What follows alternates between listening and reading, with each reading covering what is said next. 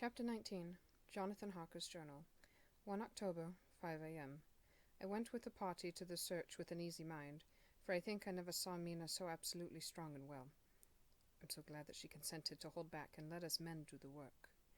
Somehow it was a dread to me that she was in this fearful business at all, but now that her work is done, and that it is due to her energy and brains and foresight that the whole story is put together in such a way that every point tells, she may well feel that her part is finished, and that she can henceforth leave the rest to us. We were, I think, all a little upset by the scene with Mr. Renfield.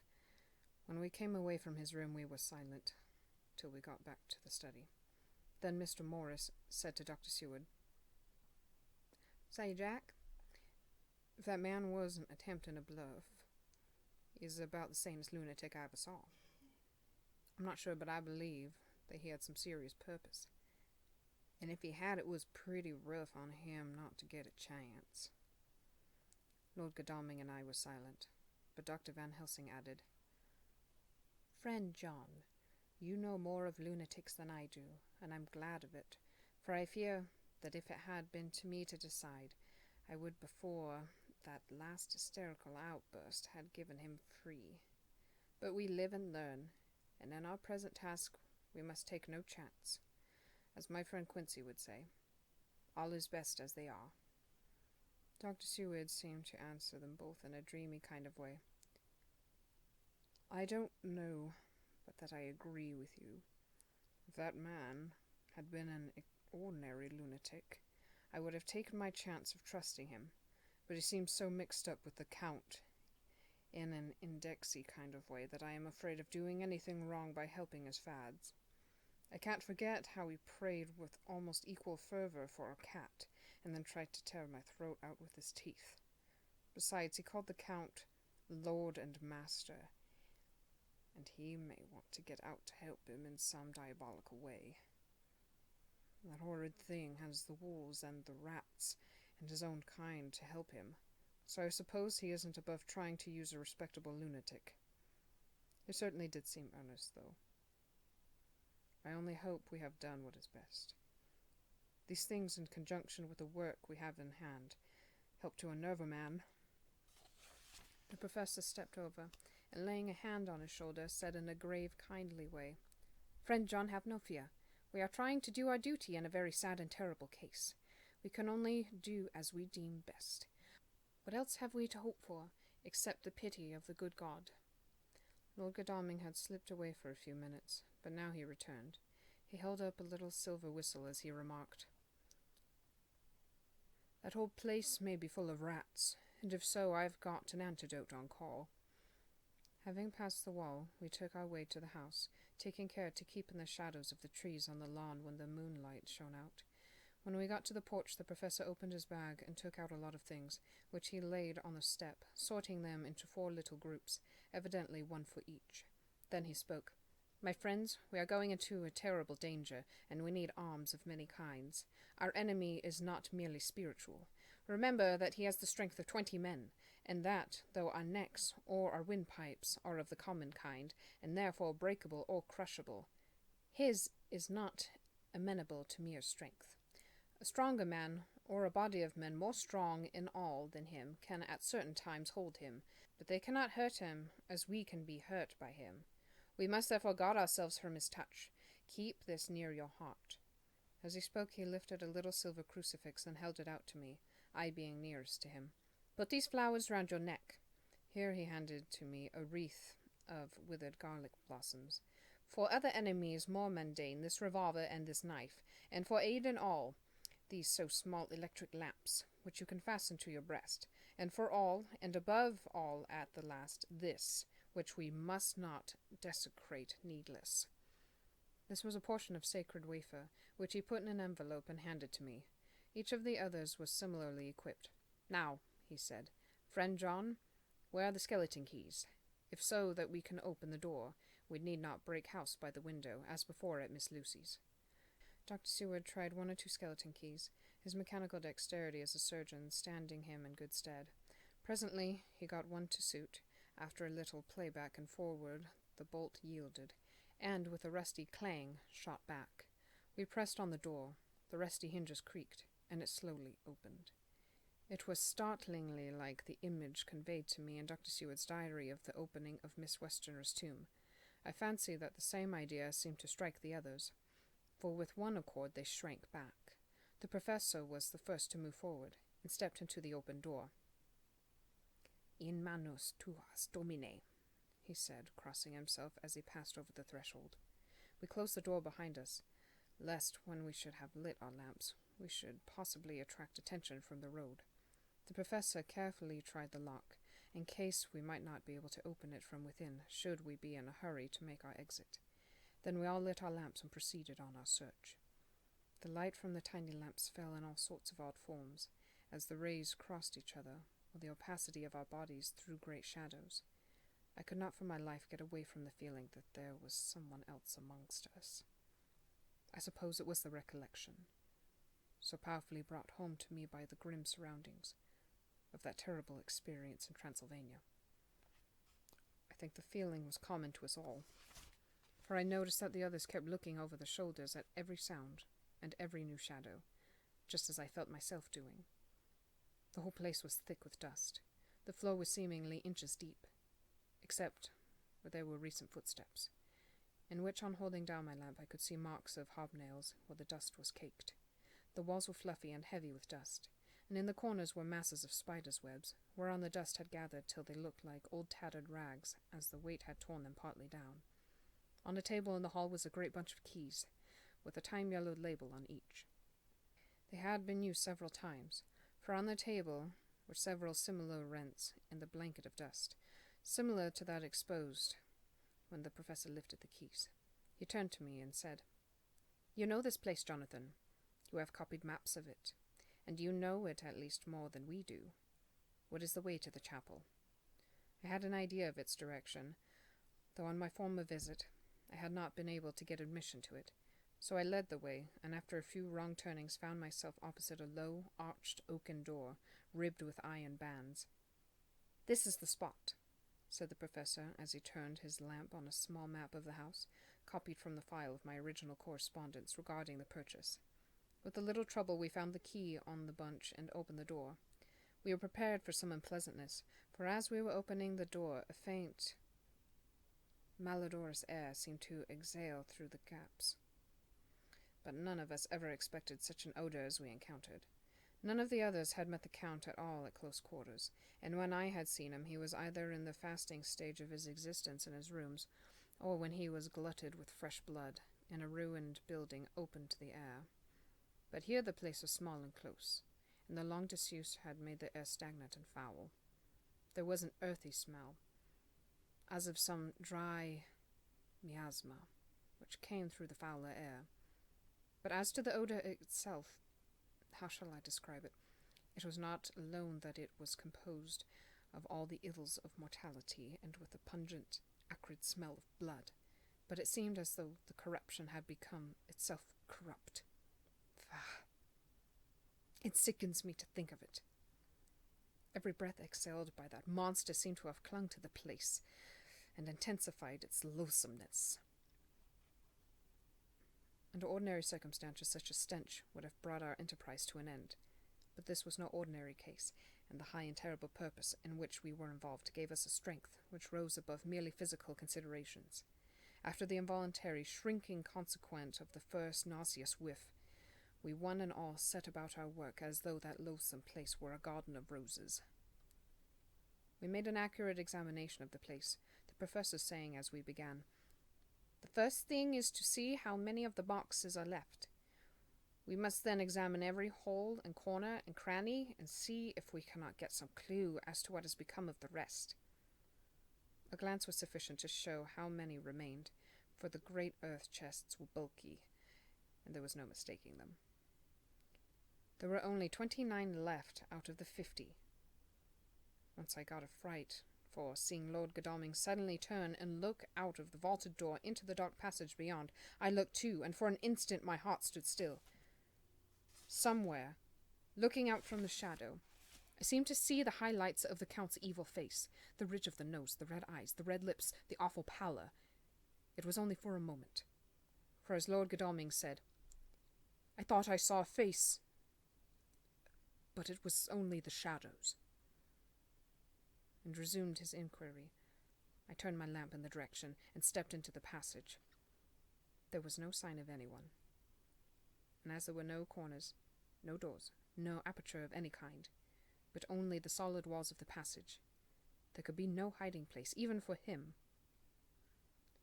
I took it that fear had helped imagination, and said nothing. A few minutes later I saw Morris step suddenly back from a corner, which he was examining. We all followed his movements with our eyes, for undoubtedly some nervousness was growing on us, and we saw a whole mass of phosphorescence, which twinkled like stars. We all instinctively drew back. The whole place was becoming alive with rats. For a moment or two we stood appalled, all save Lord Godalming, who was seemingly prepared for such an emergency. Rushing over to the grey iron-bound oaken door, which Dr. Seward had described from the outside, and which I had seen myself, he turned the key in the lock, drew the huge bolts, and swung the door open. Then, taking his little silver whistle from his pocket, he blew a low, shrill call. It was answered from behind Dr. Seward's house by the yelping of dogs, and after about a minute 3 terriers came dashing round the corner of the house. Unconsciously, we had all moved towards the door, and as we moved I noticed that the dust had been much disturbed. The boxes which had been taken out had been brought this way, but even in the minute that had elapsed the number of the rats had vastly increased. They seemed to swarm over the place all at once, till the lamplight, shining on the moving dark bodies and glittering baleful eyes, made the place look like a bank of earth set with fireflies. The dogs dashed in, but at the threshold suddenly stopped and snarled, and then simultaneously, lifting their noses, began to howl in most lugubrious fashion. The rats were multiplying in thousands, and we moved out.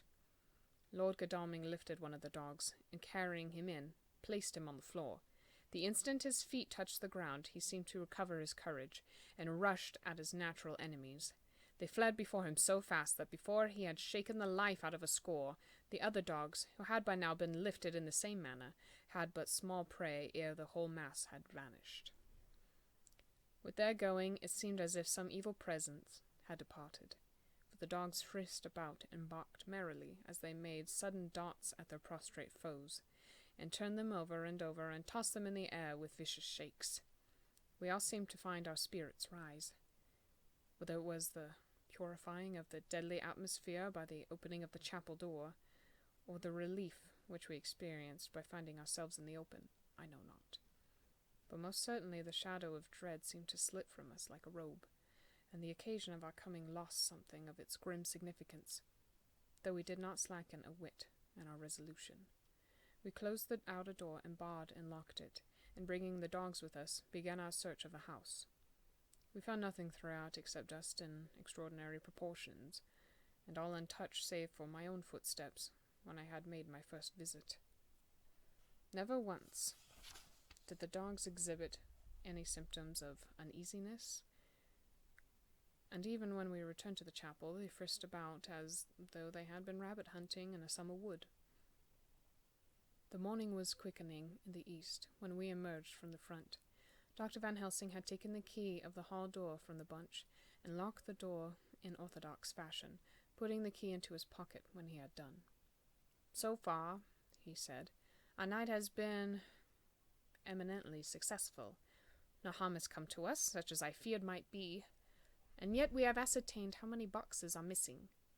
More than all do I rejoice that this, our first, and perhaps our most difficult and dangerous, step has been accomplished without the bringing thereinto our most sweet Madamina, or troubling her waking or sleeping thoughts with sights and sounds and smells of horror, which she might never forget. One lesson, too, we have learned. If it be allowable to argue, particularly, that the brute beasts which are to the Count's command are yet themselves not amenable to his spiritual power. For look, these rats that would come to his call, just as from his castle top he summoned the wolves to your going, and to that poor mother's cry, though they come to him, they run pell-mell from the so-little dogs of my friend Arthur.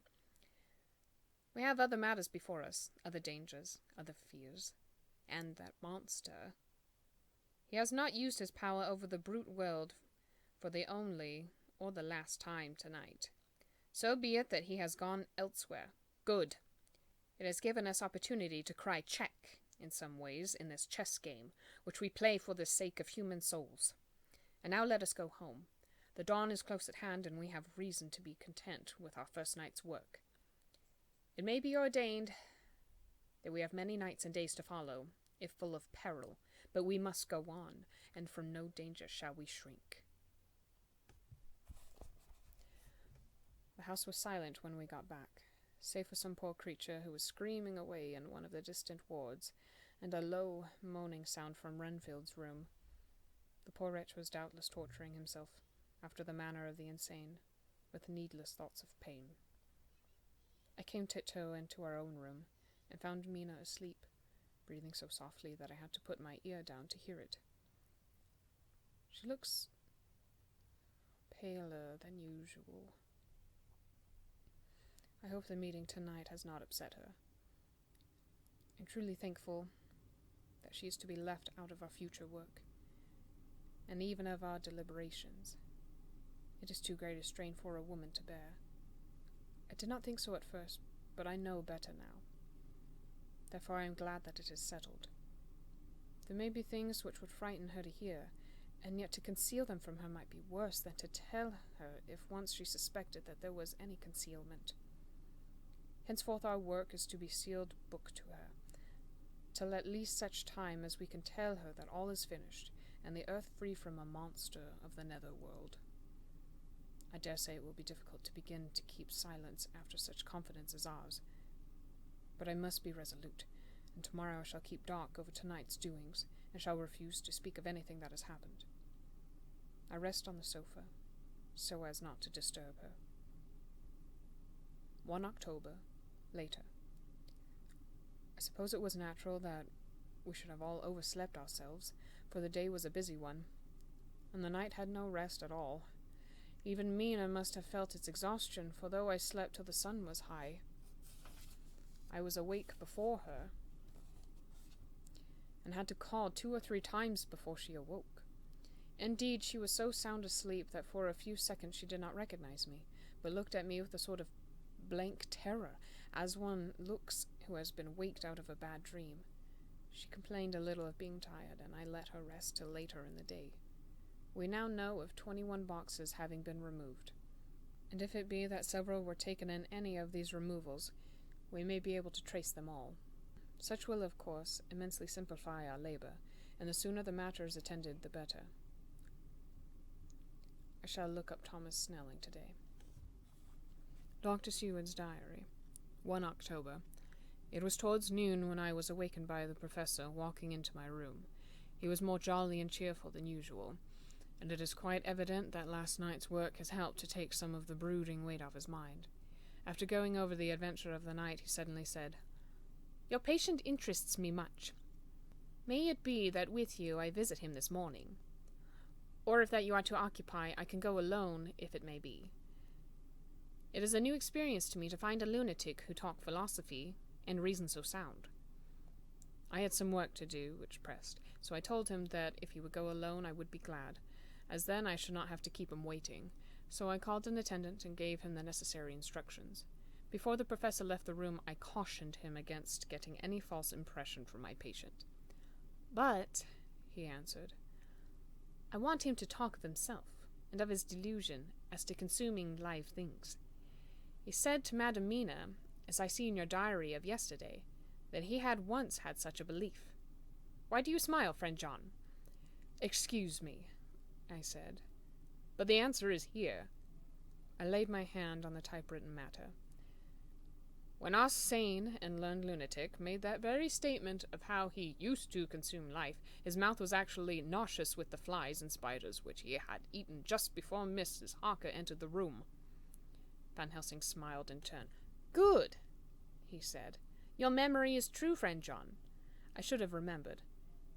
And yet it is this very obliquity of thought and memory which makes mental disease such a fascinating study. Perhaps I may gain more knowledge out of the folly of this madman than I shall from teaching of the most wise. Who knows?" I went on with my work. and before long was through that in hand. It seemed that the time had been very short indeed, but there was Van Helsing back in the study. "Do I interrupt?"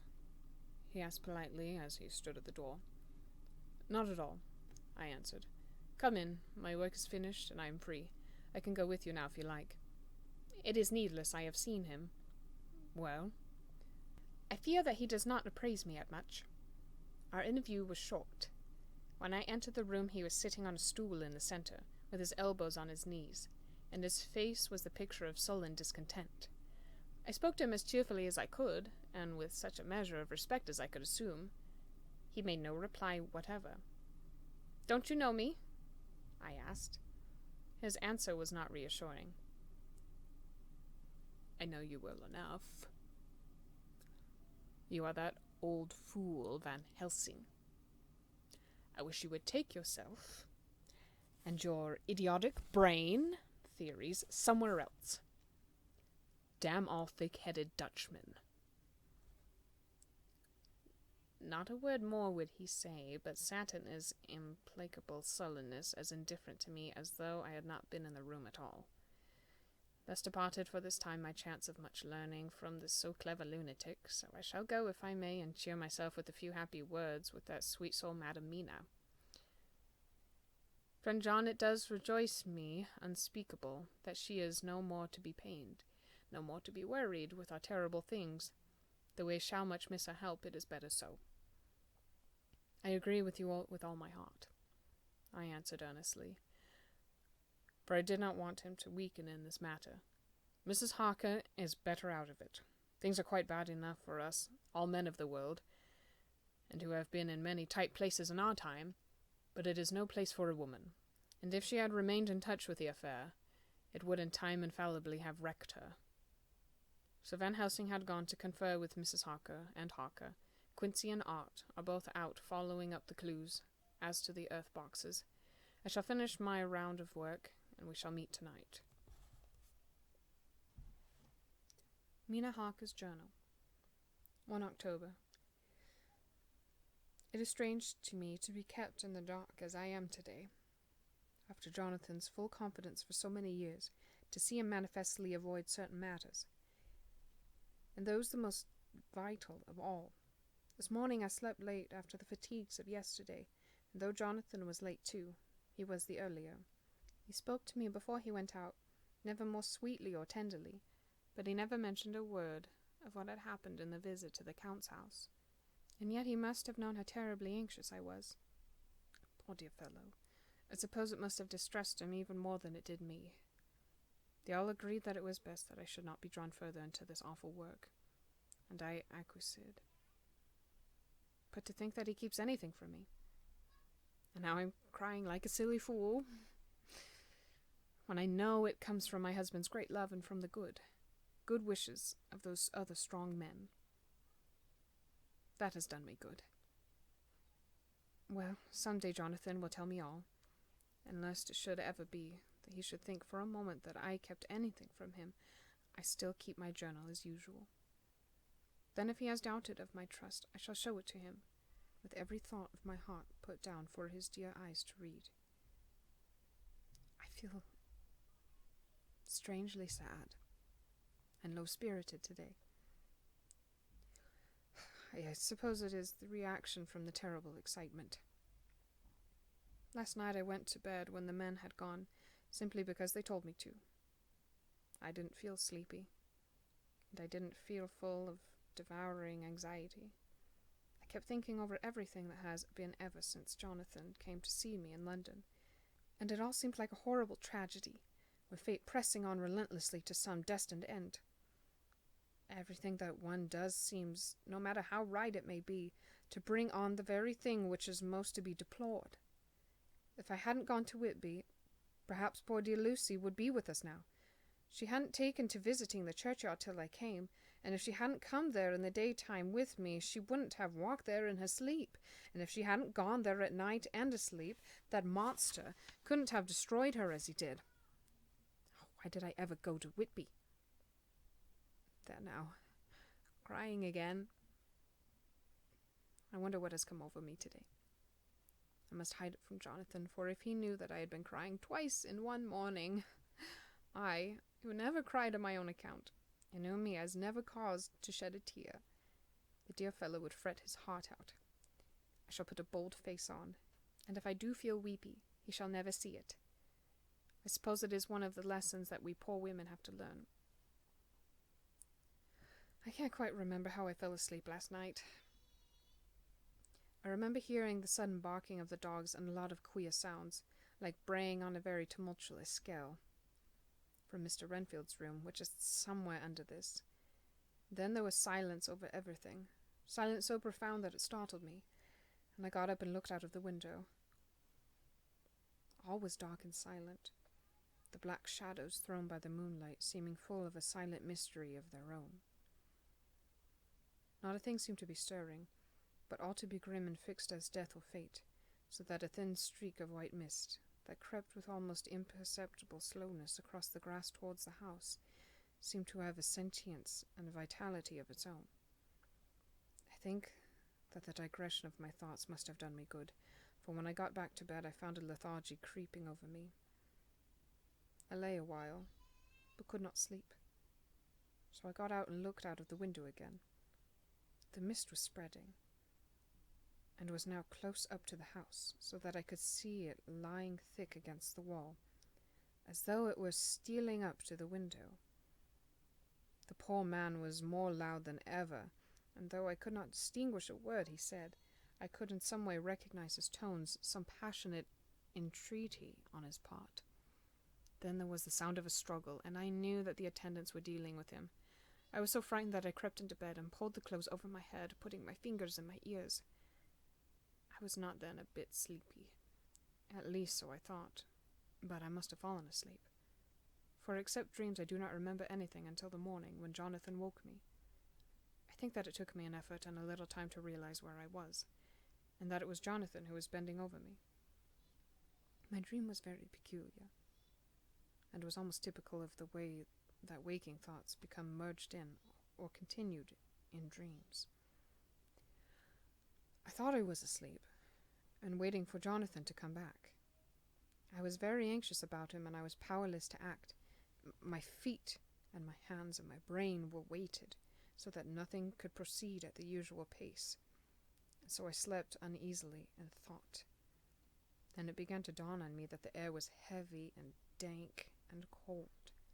I put back the clothes from my face and found, to my surprise, that all was dim around.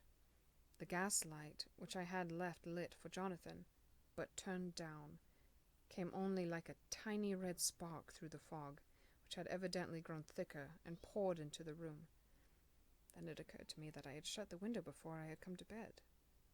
I would have got out to make certain on the point, but some leaden lethargy seemed to chain my limbs and even my will. I lay still and endured. That was all. I closed my eyes, but could still see through my eyelids. It is wonderful what tricks our dreams play us, and how conveniently we can imagine. The mist grew thicker and thicker, and I could see now how it came in, for I could see it like smoke, or with the white energy of boiling water pouring in, not through the window, but through the joinings of the door. It got thicker and thicker, till it seemed as if it became concentrated into a sort of pillar of cloud in the room, through the top of which I could see the light of the gas shining like a red eye. Things began to whirl through my brain just as the cloudy column was now whirling in the room, and through it all came the scriptural words, "A pillar of cloud by day, and a fire by night." Was it indeed such spiritual guidance that was coming to me in my sleep? But the pillar was composed of both the day and the night guiding, for the fire was in the red eye, which at the thought got a new fascination for me, till as I looked the fire divided and seemed to shine on me through the fog like two red eyes, such as Lucy told me of in her momentary mental wandering, when on the cliff the dying sunlight struck the windows of St. Mary's Church. Suddenly the horror burst upon me that it was thus that Jonathan had seen those awful women growing into reality through the whirling mist in the moonlight, and in my dream I must have fainted, for all became black darkness. The last conscious effort was the imagination made was to show me a livid white face bending over me in the mist. I must be careful of such dreams, for they would unseat one's reason if there was too much of them. I would get Dr. Van Helsing and Dr. Seward to prescribe something for me which would make me sleep, only that I fear to alarm them. Such a dream at the present time would become woven into their fears for me. Tonight I shall strive hard to sleep naturally. If I do not, I shall tomorrow night get them to give me a dose of chloral. That cannot hurt me for once, and it will give me a good night's sleep. Last night tired me more than if I had not slept at all. 2 October, 10 p.m. Last night I slept, but did not dream. I must have slept soundly, for I was not waked by Jonathan coming to bed. But the sleep has not refreshed me, for today I feel terribly weak and spiritless. I spent all yesterday trying to read, or lying down dozing. In the afternoon, Mr. Renfield asked if he might see me. Poor man, he was very gentle, and when I came away he kissed my hand and bade God bless me. Some way it affected me much. I'm crying when I think of him. This is a new weakness of which I must be careful. Jonathan would be miserable if he knew I'd been crying. He and the others were out till dinner time, and they all came in tired. I did what I could to brighten them up, and I suppose that the effort did me good, for I forgot how tired I was. After dinner they sent me to bed, and all went off to smoke together, as they said, but I knew that they wanted to tell each other of what had occurred to each during the day.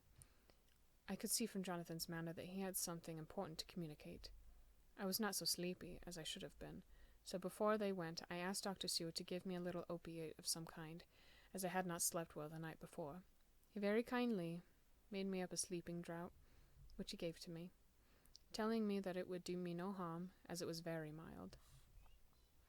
I have taken it, and am waiting to sleep, which still keeps aloof. I hope I have not done wrong, for as sleep begins to flirt with me, a new fear comes, that I may have been foolish in thus depriving myself of the power of waking. I might want it. Here comes sleep. Good night.